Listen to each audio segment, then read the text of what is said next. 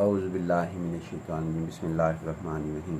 देखिए जी, आज के लेक्चर के अंदर हम इसका एक ही पार्ट कर रहे हैं जिसके अंदर हम ये आइडेंटिफाई करेंगे कि एग्जैक्ट डिफरेंशियल इक्वेशन कैसे होती है। हमने जितनी भी फर्स्ट ऑर्डर डिफरेंशियल इक्वेशंस की हैं उसके अंदर मार्क जो से हैं वो लगाए हैं। यानी हमने ये कैसे मालूम हो, मार्क मीन्स कि हमें कैसे मालूम हो कि ये हमारे पास लीनियर डिफरेंशियल इक्वेशन है, या हमें कैसे मालूम हो कि ये बर्नौली डिफरेंशियल इक्वेशंस हैं, या हमें कैसे मालूम हो कि ये होमोजेनियस डिफरेंशियल इक्वेशंस है, या हमें कैसे मालूम हो कि ये हमारे पास रिड्यूसिबल होमोजेनियस डिफरेंशियल इक्वेशन है, या हमें कैसे मालूम हो कि ये सेपरेशन ऑफ वेरिएबल्स के मेथड से हासिल होती है। इन सब के मार्क जो हैं वो हमने आपके साथ डिस्कस किए हुए हैं। आप जो है मेरी फर्स्ट ऑर्डर डिफरेंशियल इक्वेशंस के फोल्डर में जाके इसको देख सकते हैं। अब हम आते हैं जी इस सवाल के अंदर कि ये भी हमारे पास फर्स्ट ऑर्डर डिफरेंशियल इक्वेशन है और इसके अंदर हमने M D X plus N D Y is equal to zero. इसके अंदर ये यानी कि हमने ये कहा कि डी एक्स के साथ जो एक्सप्रेशन लिखा होगा उसका नाम एम होगा और जो डी वाई के साथ लिखा होगा एक्सप्रेशन उसका नाम एन होगा। तो हम उसके अंदर स्टेप नंबर 1 करेंगे। पहले उसे चेक करेंगे कि ये वाकई डिफो आपके पास क्या कहते हैं मौजूद है, डिफरेंशियल इक्वेशंस यानी एग्जैक्ट है या नहीं है। तो partial M over partial Y यानी जो एम के साथ होगा उसको हम यानी जो डी एक्स के साथ होगा एक्सप्रेशन उसको विद रिस्पेक्ट टू वाई उसका पार्शियल डेरिवेटिव मालूम करेंगे, और जो डी वाई के साथ होगा उसे विद रिस्पेक्ट टू एक्स करेंगे, ऑपोजिट करेंगे। यानी डी एक्स के साथ वाले को वाई के साथ और डी वाई के साथ वाले एक्सप्रेशन को एक्स के साथ करेंगे। अगर ये दोनों इक्वलेंट हो जाएं तो हम उसे एग्जैक्ट डिफरेंशियल इक्वेशंस कहते हैं। फिर हम ये करेंगे कि इसको एम डी एक्स यानी जो डी एक्स के साथ लिखा हुआ है उसको इंटीग्रेट कर देंगे। तो ये इंटीग्रेट करके जो भी एक्सप्रेशन उसका आंसर आएगा उसको हम नोट कर लेंगे। उसके बाद स्टेप 3 ये करेंगे कि जो n हमारे पास है यानी डी वाई के साथ जो एक्सप्रेशन लिखा है जिसका नाम हमने n रखना है उसमें से वो टर्म्स हम डिस्कस करेंगे जो s के बगैर होंगी। Those terms of n which have no x उसको हम इंटीग्रेट करेंगे और फिर उसके बाद स्टेप 2 और स्टेप 3 के आंसर को की यूनियन बना देंगे और इज इक्वल टू सी लिख देंगे। इसका मफहूम ये है, दोनों को इकट्ठा कर देंगे स्टेप 2 और स्टेप 3 के आंसर को। एक सवाल हल करते हैं जिससे आपको बेहतर तरीके से बात जो है वो समझ आ जाए कि हम किस तरीके से इसको हल करना चाहते हैं। तो देखते हैं जी हमारे पास क्या सवाल को हल करने का तरीका होगा। हमारे पास ये है जी कि इसमें फॉर एग्जांपल ये डिफरेंशियल इक्वेशन दी गई और हमें ये नहीं मालूम कि ये हमारे पास क्या कहते हैं लीनियर है, लीनियर इन वाई है, या आपके पास बर्नौली है, या आपके पास कोई और टाइप है। हम इस तरह करते हैं कि सबसे पहले चलें किसी भी मार्क को आप सबसे पहले चेक कर सकते हैं। मैं इसके अंदर एग्जैक्ट डिफरेंशियल इक्वेशन क्योंकि मेरा आज का टॉपिक है तो मैं उसी के मुताबिक इसको चेक करूँगा। तो मैं इसमें ये फॉर्मेट बता रहा हूँ कि एक चीज़ और कि ये 2x plus E raise to power Y D X plus X E raise to power Y D Y, इसको आप ऐसे भी लिख सकते हैं। यानी एग्ज़ाम में ये ऐसे भी सवाल आ सकता है कि राइट हैंड साइड 0 हो जाए, और ये भी सवाल आ सकता है कि वो इस तरीके से हो जाए, या आपके पास सवाल इस तरीके से आ सकता है ये डी क्रॉस आपने लिखा है, इसको हमने इधर लेके गए, इसको इधर लेके गए, तो ये हमारे पास सूरत हाल क्रॉस के साथ आई। इसको ऐसे भी लिख सकते हैं। इसको इसी सवाल को यानी इसको लिखने के तरीके मोर देन 1 है, इस तरीके से भी, इस तरीके से भी और इस तरीके से भी हम लिख सकते हैं। तो हम यहाँ पे ये इस तरीके से लिख सकते हैं। लेकिन अगर जिस तरह मर्जी लिखा हो, अगर आपके पास कोई मार्क नहीं मिल रहा, यानी ना आपको बर्नौली का मिला, ना आपको लीनियर इन वाई का मिला और ना ही किसी और का, तब भी आपने इसको इस तरह अगर एग्जैक्ट चेक करना चाहते हैं, यानी आपका इंटरेस्ट है कि मैं चलें एग्जैक्ट भी चेक कर लूँ कि एग्जैक्ट डिफरेंशियल इक्वेशन है या नहीं है, तो फिर आपने इस तरीके से करना है कि इसको इस फॉर्मेट को हमने इसमें चेंज कर देना है। यानी इसको पहले इसमें चेंज करेंगे एलसीएम वगैरह लेने के बाद, फिर उसके बाद इसको एस में चेंज करेंगे, फिर उसके बाद इसको चेंज, यानी हमें ये फॉर्मेट रिक्वायर्ड होगा अगर हम एग्जैक्ट डिफरेंशियल इक्वेशन चेक करना चाहते हैं कि first order differential equation exact है या नहीं है। तो अब सबसे पहले मैंने इसी की तरफ आता हूँ जी कि फॉर एग्जांपल हमें ये दी गई थी तो हमने इसको इसमें शिफ्ट किया, फिर इसमें शिफ्ट किया और फिर हम यहाँ आ गए, या हमें चलें यही डायरेक्ट दे दी गई और हमें कहा गया कि आप जो है इस सवाल का exact differential equation find out करें। इसमें जो डी एक्स के साथ होगा उसका नाम हमने एम रख देना है। एक चीज़ ये ज़रूरी नहीं है कि आपके पास ये डी वाई लास्ट में लिखा हो, ये पहले लिखा हो सकता है, और डी एक्स के साथ जो एक्सप्रेशन है वो बाद में लिखा हो सकता है, ये भी पॉसिबल है। तो इससे कोई परेशानी की बात नहीं, बस आप ये याद रखिएगा जो डी एक्स के साथ होगा उसका नाम m होगा, और जो dy के साथ होगा उसका नाम n होगा। फिलहाल ये हमारे पास इसका मतलब है dx के साथ 2x plus E raise to power y है, इसका नाम हमने m रखना है, m। तो m रखा, उसके बाद इसका पार्शियल डेरिवेटिव हम फाइंड आउट करेंगे विद रिस्पेक्ट टू y। यानी अगर हमारे पास यहाँ पे dx है तो उसके पार्शियल डेरिवेटिव जो भी इसके साथ लिखा एक्सप्रेशन होगा उसका विद रिस्पेक्ट टू y हम मालूम करेंगे। तो यहाँ पे 2x 0 हो गया, उसके बाद ये हमारे पास आ गया E raise to power y का derivative E raise to power y ही होता है, और is equal to E raise to power y ये हमारे पास है। और n जो सा है वो हमारे पास क्या है, पहला स्टेप नंबर 1 के dy को जो इसके साथ जो लिखा हुआ है n उसका नाम n होगा। इसमें x की टर्म्स को ड्रॉप नहीं करेंगे, इसमें जो भी dy के साथ लिखा होगा विद साइन वो हमने जो है उसका नाम n रखेंगे। जब हम ये वेरीफाई कर रहे होंगे, फैसला कर रहे होंगे कि ये आपके पास एग्जैक्ट है या नहीं है, उस वक्त हमें जो है इसका नाम n ही रखना पड़ेगा। तो हम यहाँ पे जी n इसका नाम रखते हैं, तो ये हमारे पास देखें n is equal to E raise to power y x E raise to power y, फिर इसका पार्शियल डेरिवेटिव लिया विद रिस्पेक्ट टू x, और क्योंकि ये n जो था वो dy के साथ n लिखा हुआ था, उसके बाद यहाँ पे इसका आपके सामने पार्शियल डेरिवेटिव लिया with respect to x, E raise to power y जो था वो कांस्टेंट था, तो nx भी इसको लिख सकते हैं। तो इसके अंदर हम देखते हैं कि ये दोनों एक्सप्रेशन my यानी ये my और nx, इन दोनों का जवाब जो है वो एक ही है, E raise to power y, और इसका जवाब भी E raise to power y, लिहाजा ये दोनों इक्वल हो गए, लिहाजा ये एग्जैक्ट हो गए कि ये डिफरेंशियल क्वेश्चन जो हम डिस्कस करना चाहते हैं उसके ऊपर ये हमारे पास क्या कहते हैं, ये एग्जैक्ट है। और इसका पहला स्टेप हमारा जो है वो कंप्लीट हो गया, यानी ये हमारे पास स्टेप नंबर 1 कि first order partial derivative of m with respect to y is equal to first order partial derivative of n with respect to x। अब ये दोनों हमारे पास हो गए इक्वल। अब स्टेप नंबर 2 करेंगे कि जो ये m dx है, यानी ये इसको बिल्कुल आपने इंटीग्रेट कर देना है सिंपल वे से, जिसका आप कॉमन वे से इंटीग्रेट करते हैं। तो हमने ये इंटीग्रेट किया जी इसको m dx, ये रहा हमारे पास 2x plus E raise to y with respect to x। तो हमारे पास ये इसको हम इस तरह भी लिख सकते हैं, इसको ऐसे भी लिखा जा सकता है। ई वाई को देखें, E raise to power y को मैंने कांस्टेंट लेने होने के नाते इसको जो है 1 यानी बाहर ले लिया, तो ये 1 आ गया हमारे पास।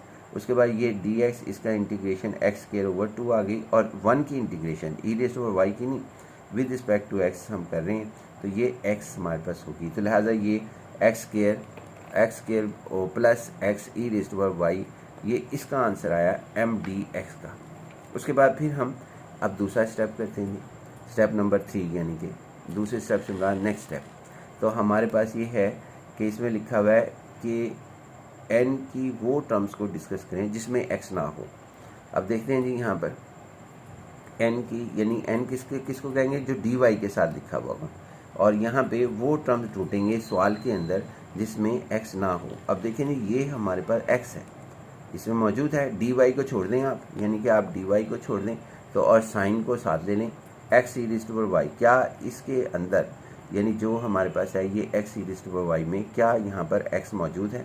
अगर है तो हम इसको नहीं लिखेंगे, अगर इसको नहीं लिखेंगे तो फिर क्या लिखेंगे, यानी कि जिसमें x हमारे पास मौजूद होगा उसको नहीं लिखेंगे, तो फिर हम इसको 0 लिखेंगे, कोई टर्म मौजूद नहीं थी, n की कोई टर्म भी इसके अंदर मौजूद, n की कोई ऐसी टर्म नहीं जिसके अंदर विद आउट x हो।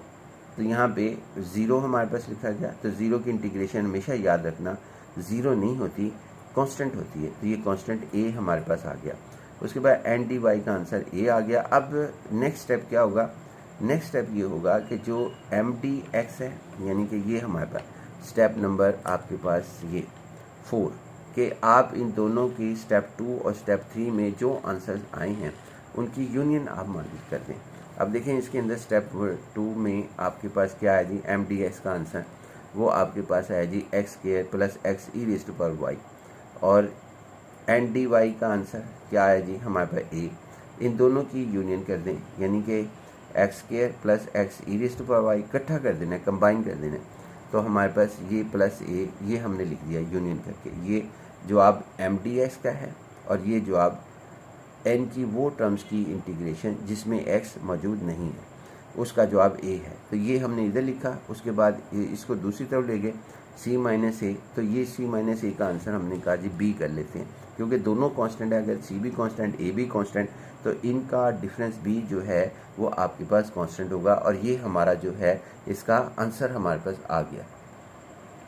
एक और हम एग्जांपल कर रहे हैं जी, ये देखें इसके अंदर वही लाइंस के ऊपर गौर कीजिएगा कि हमने पहले आप सारे जो फर्स्ट ऑर्डर डिफरेंशियल क्वेश्चंस के हमने नाम मार्क किए लगाए हैं और आपको बताए हैं। आप वीडियो देख सकते हैं इसके फोल्डर में जाके फर्स्ट ऑर्डर डिफरेंशियल क्वेश्चंस के मेरे चैनल पर। उसके अंदर मैंने उनके मार्क बताए कि इनको हम आइडेंटिफाई कैसे करेंगे, हम इनको पहचानेंगे कैसे कि ये कौन सी क्वेश्चन है। तो फिलहाल क्योंकि एग्जैक्ट डिफरेंशियल क्वेश्चन को मार्क किए हुए हैं तो हम इसकी निशानी करते हैं जी। जो डी एस के साथ लिखा होगा उसका नाम एम होगा और जो डी वाई के साथ लिखा होगा उसका नाम एन होगा।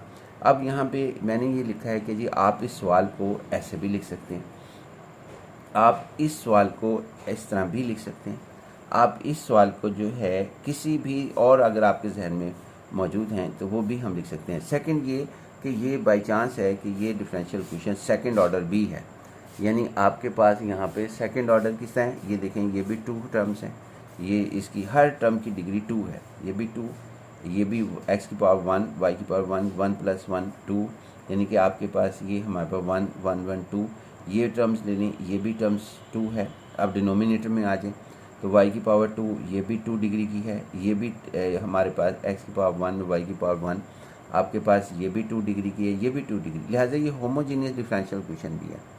First order homogeneous differential question of same degree की हमारे पास है, जिसको करने का तरीक़ेकार हमने अलहदा से डिस्कस किया। यानी ये सवाल जो हम करने जा रहे हैं, ये वाला क्वेश्चन, ये मोर देन वन वे से भी हो रहा है और ऐसा पॉसिबल है कि कोई भी डिफरेंशियल क्वेश्चन आपको एक से ज़्यादा तरीक़ेकार से हल हो जाए। आपको जो आसान लगता हो उस पर हल कीजिएगा। मैं यहाँ पे आपको एडवाइस करूँगा अगर आप इस सवाल को होमोजीनियस डिफरेंशियल क्वेश्चन से करेंगे तो ये लेंथी हो जाएगा, बहुत ज़्यादा लेंथी हो जाएगा, लेकिन अगर आप एग्जैक्ट डिफरेंशियल क्वेश्चन से करते हैं तो बहुत सिंपल रहेगा। फ़िलहाल ये हमारा m है और ये हमारा n है, इन दोनों इसको मैं with respect to y differentiate करूँगा और इसको विद रिस्पेक्ट टू s करूँगा, और अगर इन दोनों का जवाब सेम आ गया तो ये एग्जैक्ट होगी, अदरवाइज़ एग्जैक्ट नहीं होगी। तो हम यहाँ पे इसको करते हैं जी। इसके अंदर ये देखें कि मैंने इसका नाम m रख लिया जो ds के साथ लिखा हुआ था, इसको विद रिस्पेक्ट टू y किया तो x² का डेरिवेटिव 0 हो गया और 4x कांस्टेंट था, y का डेरिवेटिव 1 हो गया, -4x आ गया और इसका -4y आ गया। सिंप्लीफाई किया तो -4x -4y हो गया। उसी तरह ये हमारे पास क्या कहते हैं, इसमें आपके पास क्या कहते हैं dy के साथ जो लिखा हुआ होगा वो हमारे पास क्या कहते हैं n होगा। तो n हमारे पास, इसमें ये नहीं टर्म करना, ये नहीं कहना कि वो टर्म्स हमने लिखनी है जिसमें x मौजूद ना हो, बल्कि यहाँ पे सारी लिखनी है पहले स्टेप 1 में, और ये स्टेप नंबर 2 में करना है हमने कि हमने ऐसी टर्म्स लिखनी है इनकी जो कि इसमें x मौजूद ना हो। फिलहाल इसमें सारी लिखनी है स्टेप नंबर 1 में। तो आपके पास ये y² -4xy -2x² आपके पास आ गया। इसका विद रिस्पेक्ट टू, अगर ये dy है तो विद रिस्पेक्ट टू x करना है। नाम से कोई फ़र्क नहीं पड़ता, आप इसका नाम कुछ भी रख दें, लेकिन भाई याद रखिएगा अगर dy है तो with respect to x partial derivative find out करेंगे। तो इसका तो 0 हो गया, इसका डेरिवेटिव x का डेरिवेटिव 1 हो गया तो -4y हो गया, इसका with respect to x partial derivative -4x हो गया। तो ये आंसर आ गया जी, जिसको हम इस तरह भी नोटेशन लिख सकते हैं nx, और ये हमारे पास my भी ये हमारे पास है। ये दोनों गौर से करें, देखें तो nx और my जो उनसे हैं वो इक्वलेंट हमारे पास आ गए। अगर ये इक्वलेंट हो गई तो इट मीन्स कि ये एग्जैक्ट डिफरेंशियल क्वेश्चन हमारे पास लिखी गई। अब स्टेप नंबर नेक्स्ट स्टेप पर आते हैं। इस एग्जैक्ट का फैसला हो गया। जैसे ही एग्जैक्ट का फैसला हुआ, आप याद रखना कि इसको ds के साथ जो लिखा हुआ है, चाहे वो यहाँ लिखा है ये यहाँ लिखा है, आपने इसको इंटीग्रेट कर देना है ds को। पहले ds को इंटीग्रेट करते हैं, तो ये हमारे पास इंटीग्रेट कर रहे हैं जी हम m, ये हमारे पास m उसका नाम रखा और ये इसको इंटीग्रेट किया ds को। तो जब हमने ds को इंटीग्रेट किया विद रिस्पेक्ट टू x, तो इसमें y को भी कांस्टेंट मानना है हमने। तो आपके पास ये सूरत हाल आएगी x³/3 और x की इंटीग्रेशन x²/2 और बाकी ये कांस्टेंट है 4y और -2y² ये कांस्टेंट है, तो सिंपल x आ जाएगी। आगे उसके बाद 1/3 X cube minus 2 X square Y minus 2 X Y square, लिहाजा ये एम डी एक्स की इंटीग्रेशन ये आ गई। अब हमने एन की यानी नेक्स्ट फार्मूला हमारे पास ये है कि हम एन के साथ इंटीग्रेट करेंगे, यानी कि ये जो डी वाई के साथ लिखा हुआ है उसका नाम एन है। एन की वो टर्म्स पहले हम फाइंड आउट करेंगे, ढूंढेंगे जिसमें एक्स नहीं है, तो वो इसमें भी एक्स है, इसमें भी एक्स है, इसमें एक्स नहीं है, वाई स्क्वायर, सिंपल इसको इंटीग्रेट करेंगे। तो हम यहाँ पर यही काम कर रहे हैं, ये हमारे फार्मूले का हिस्सा है। वाई स्क्वायर डी वाई, तो वाई क्यूब ओवर 3 आ गया। उसके बाद नेक्स्ट स्टेप क्या होगा, आखिरी स्टेप हमारा, कि हम इनकी यूनियन कर देंगे, यानी जो आंसर इसका आया, इसका एम डी एक्स का आंसर आया और जो इसका आंसर आया, इनको इकट्ठा कर देंगे तो हमारे पास वो इसका, ये देखें इसको और इसको जो कंबाइन किया तो मेरे पास ये जवाब आ गया जी, इज़ इक्वल टू सी, यानी कि हम, और लास्ट के अंदर सी जो है वो हम लिख देंगे। ये देखें जी, ये हमारे पास है एक सॉल्व द डिफरेंशियल इक्वेशन, ये लिखी गई यहाँ इज़ इक्वल टू 0। अब दोबारा वही चीज़ कि जी आप सारे जितनी भी आइडेंटिफिकेशन हमने सिखाई हैं कि लीनियर को कैसे पहचानते हैं, बर्नौली को कैसे पहचानते हैं, होमोजीनियस को किस तरीके से पहचानते हैं, सेपरेशन ऑफ वेरिएबल को किस तरह पहचानते हैं, वो आपके जहन में होनी चाहिए। अगर आपके पास जहन में नहीं है तो फिर आप बेहतर जो है डिफरेंशियल क्वेश्चन को हल करने की पोजीशन में नहीं आ सकते, लिहाजा उसको करना पड़ेगा आइडेंटिफिकेशन को जिक्र। क्योंकि अब यहाँ पे हम सिर्फ और सिर्फ एग्जैक्ट डिफरेंशियल क्वेश्चन के मार्क को डिस्कस कर रहे हैं, तो वही हम यहाँ पर डिस्कस करेंगे। तो हम सबसे पहले तो चेक करेंगे कि क्या ये एग्जैक्ट है या नहीं।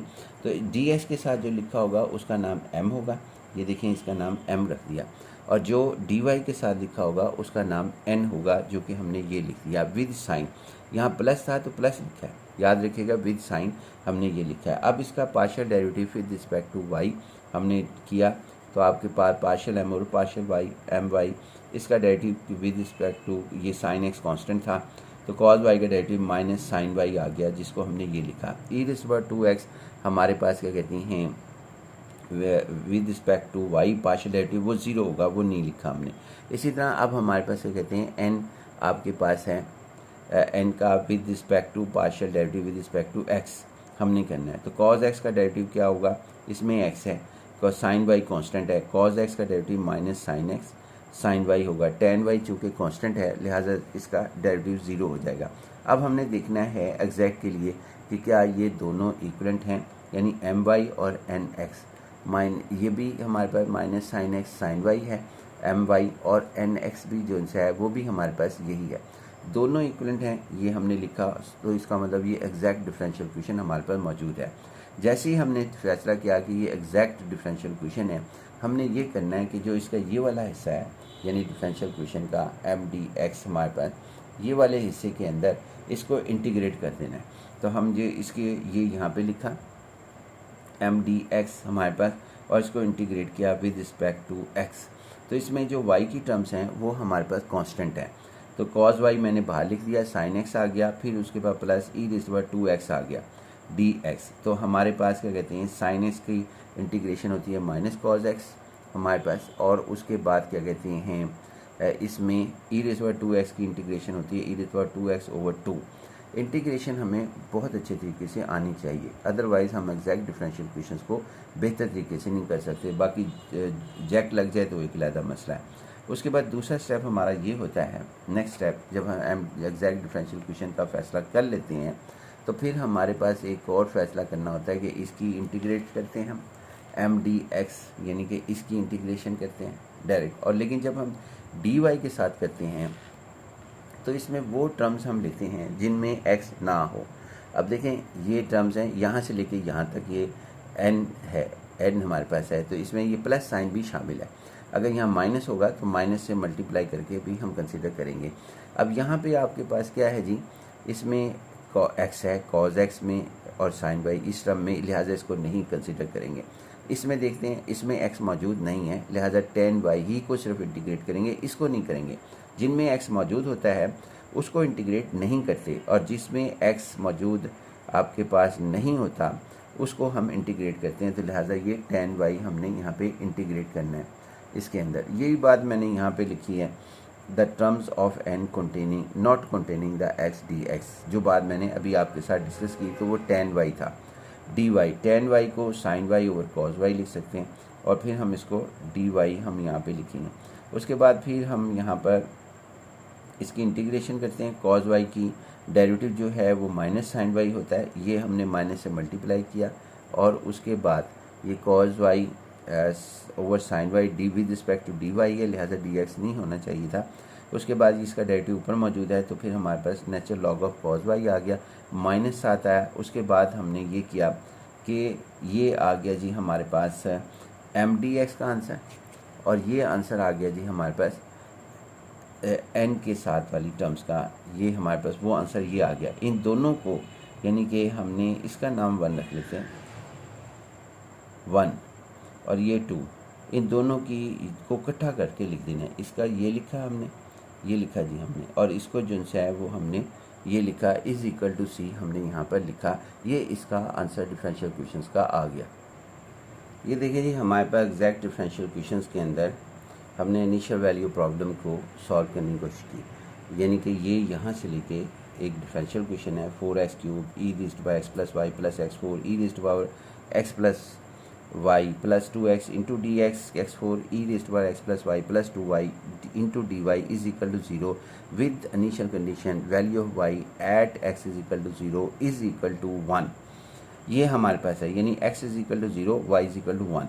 अब इसको हमने जो है फैसला करना है कि क्या ये बर्नौली है या लीनियर है, या हमारे पास होमोजीनियस है या रिड्यूसिबल होमोजीनियस है, या सेपरेशन ऑफ वेरिएबल है, या हमारे पास क्या कहते हैं एग्जैक्ट है।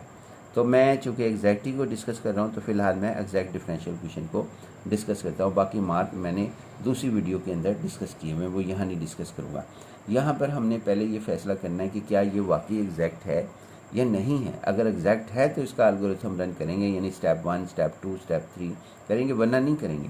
अब यहाँ पर आपके पास क्या कहते हैं, इसके अंदर सबसे पहले डी एस के साथ जो लिखा होता है उसका नाम एम होता है, तो ये हमने एम लिख दिया।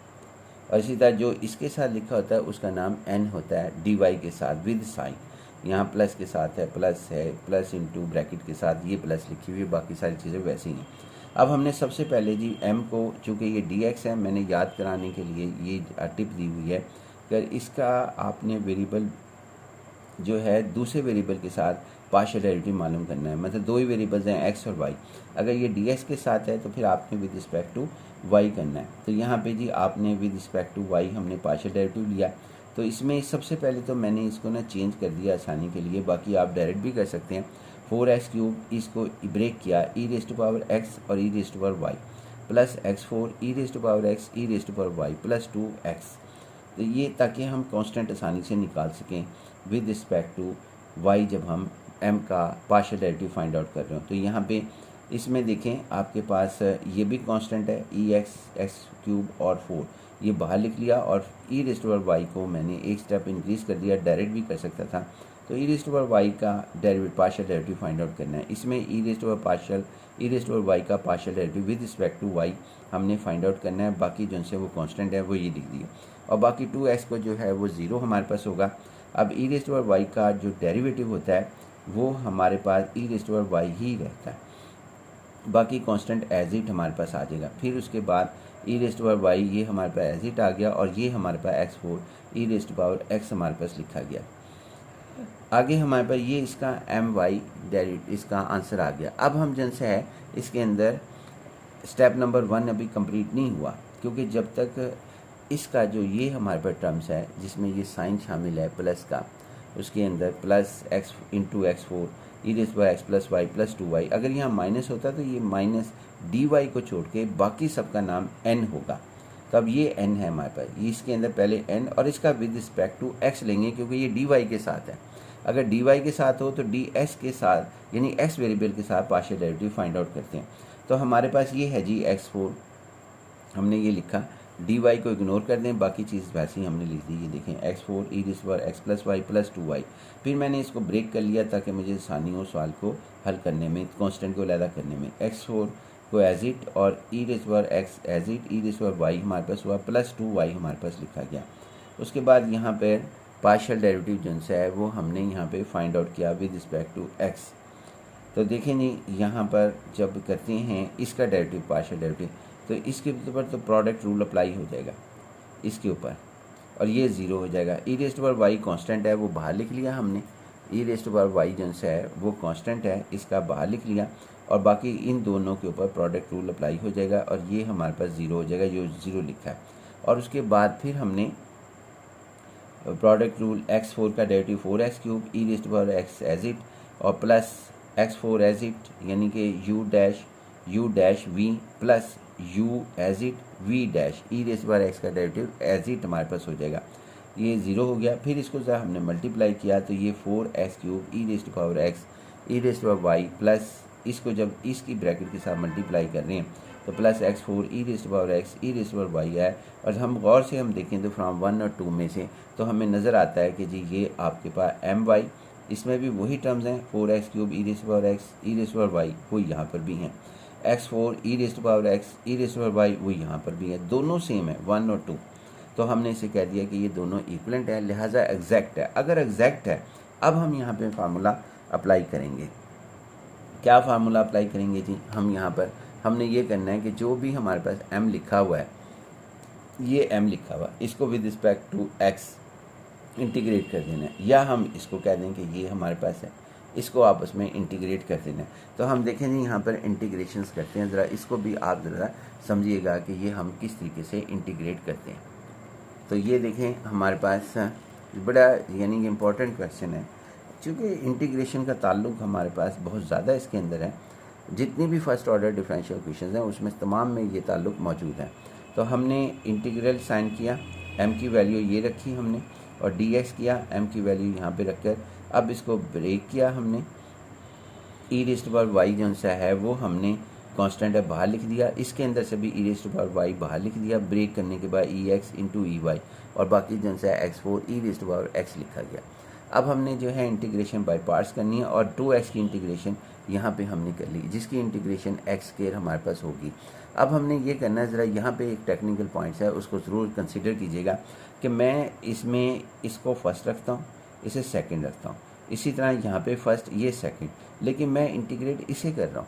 सिर्फ इतने सवाल को मैं इंटीग्रेट करूँगा, इसको नहीं करूँगा। देखना उसका एडवांटेज मुझे क्या होगा, और मैंने कैसे जज किया उस सवाल का जवाब भी मेरे पास है कि ये x4 है। तो अगर आपके पास इंटीग्रेशन की आपको प्रैक्टिस है तो इसका डेरिवेटिव क्या होता है 4x³, वो इसमें मौजूद है।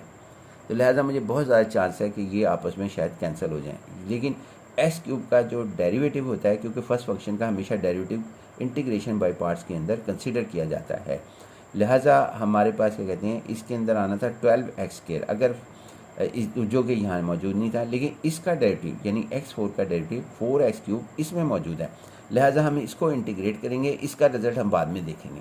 तो हमारे पास फर्स्ट फंक्शन ये देखें, मैंने इसको एज इट लिख दिया, ये चीज़ यहाँ से लेके यहाँ तक एज इट लिखी गई, और उसके बाद E raised power Y constant था, x4 का एज इट यानी integration by parts, first function as it, और integration of the second ex/1 आ गया, और फिर उसके बाद ब्रैकेट माइनस आना है, माइनस अभी ये ब्रैकेट भी क्लोज नहीं हुई, तो x4 का derivative 4x³ E raised power x/1, और ये ब्रैकेट क्लोज, उसके बाद यहाँ पे dx, यहाँ से लेके इसकी इंटीग्रेशन बाय पार्ट्स, यहाँ इसकी इधर से लेके यहाँ से ई रेस्ट पावर y से लेके यहाँ तक इंटीग्रेशन बाय पार्ट्स हो गई, और 2x की इंटीग्रेशन हो गई 2x²/2, ये हमारे पास लिखा गया। अब हमने इसके अंदर मल्टीप्लाई करना है, किसको मल्टीप्लाई करना है, ब्रैकेट्स को ओपन करना है, ई रेस्ट पावर y को। तो करते हैं जी, ये तो ये एज इट, फिर दोबारा मैं लिख रहा हूँ यहाँ से लेके यहाँ तक, इसको एज इट देखें, मैंने दोबारा इसको यहाँ पे ये लिख दिया, ई raised power Y 4x³ E raised power x dx। अब मैंने इसकी ब्रैकेट्स को ओपन किया तो ई raised power Y x4 E raised power x ये लिखा गया। उसके बाद फिर मैंने इसको इससे मल्टीप्लाई किया तो माइनस ई raised power Y 4x³ E raised power x dx लिखा गया। ये x² एज इट हमारे पास हो गया, 2 से कैंसिल हो गया था। अब गौर करें कि ये इंटीग्रल और ये इंटीग्रल, ये दोनों ये इंटीग्रल हमारे पास सेम है, ये भी ई रेस्ट पावर वाई है, यहाँ पे भी ई रेस्ट पावर वाई है, इसमें भी इंटीग्रल है 4x³ E raised power x dx, इसमें भी यही हमारे पास है। ये दोनों आपस में कैंसिल, जो कैंसिल होंगे तो फिर ये रह गया E raised power Y x4 E raised power x plus x²। अगर आप इस टेक्निक के साथ नहीं आएंगे, यानी कि फिर ये दोनों कैंसिल करने के बाद एक टर्म ये रहेगी E raised power Y E raise power X plus Y plus X square. अगर आप इस टेक्निक पर नहीं आएंगे, यानी आप, तो हम मना नहीं करते कि आप जो है हमारी टेक्निक को फॉलो करें, आप जो है इसको इंटीग्रेट कर लें, इंटीग्रेशन बाय पार्ट्स पे भी लगा दें, इस पर भी लगा दें।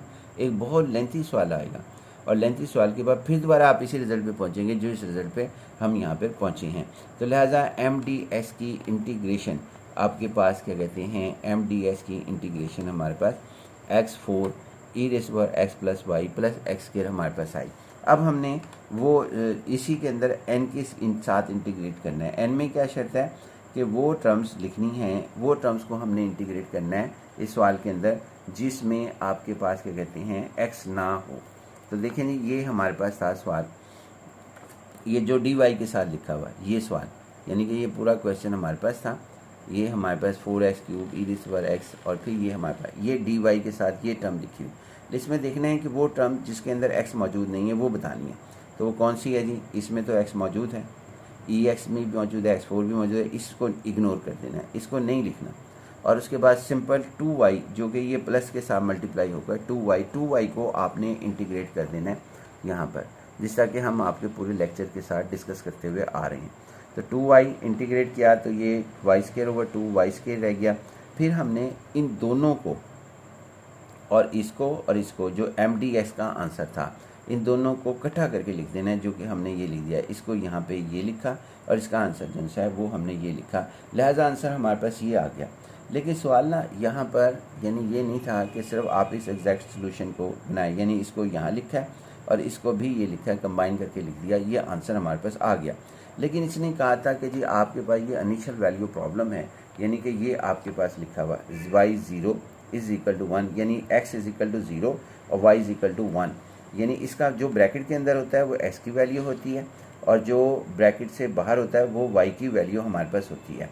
तो x की वैल्यू 0 और y की वैल्यू 1 हम जो है यहाँ पर पुट करेंगे। किस में पुट करेंगे जी, आपके साथ इसके अंदर, इसमें x की वैल्यू 0 और y की वैल्यू 1 ये हमने सब्स्टिट्यूट की थी।